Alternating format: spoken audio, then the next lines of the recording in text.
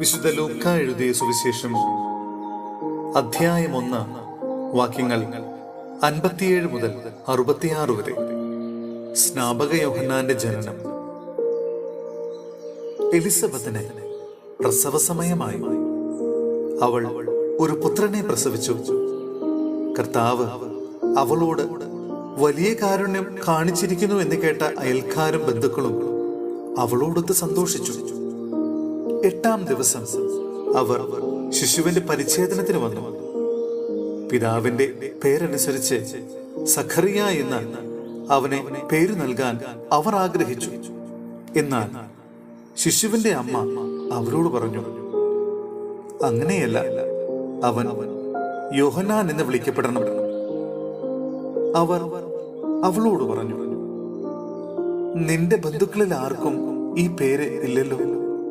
ശിശുവിനെ എന്തു പേര് നൽകാനാണ് ആഗ്രഹിക്കുന്നതെന്ന് അവന്റെ പിതാവിനോട് അവർ ആംഗ്യം കാണിച്ചു ചോദിച്ചു. അവൻ ഒരു എഴുത്തുപലക വരുത്തി അതിലെഴുതി, യോഹന്നാൻ എന്നാണ് അവന്റെ പേര്. എല്ലാവരും അത്ഭുതപ്പെട്ടു. തൽക്ഷണം അവന്റെ വായ് തുറക്കപ്പെട്ടു, നാവ് സ്വതന്ത്രമായി. അവൻ ദൈവത്തെ വാഴ്ത്തിക്കൊണ്ട് സംസാരിക്കാൻ തുടങ്ങി.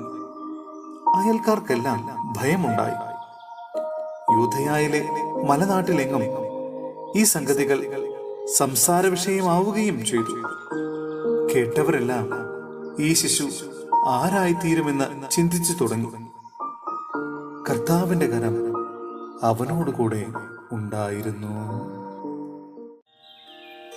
സഹോദരരെ, വിശുദ്ധ പൗലോസ്ലീഹ കൊരിന്ത്യോസിലെ സഭയ്ക്ക് എഴുതിയ 1-ാം ലേഖനം അധ്യായം 1 വാക്യങ്ങൾ 26 മുതൽ 31 വരെ.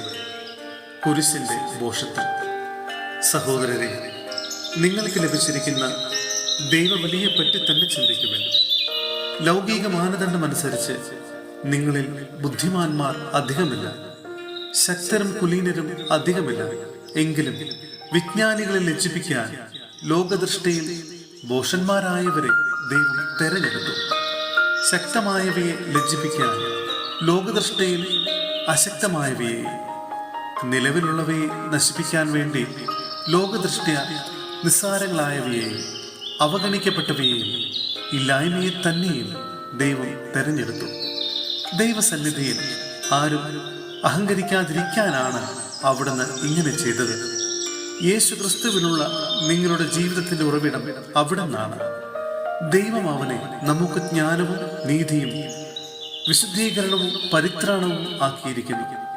അതുകൊണ്ട് എഴുതപ്പെട്ടിരിക്കുന്നത് പോലെ അഭിമാനിക്കുന്നവൻ കർത്താവിൽ അഭിമാനിക്കട്ടെ.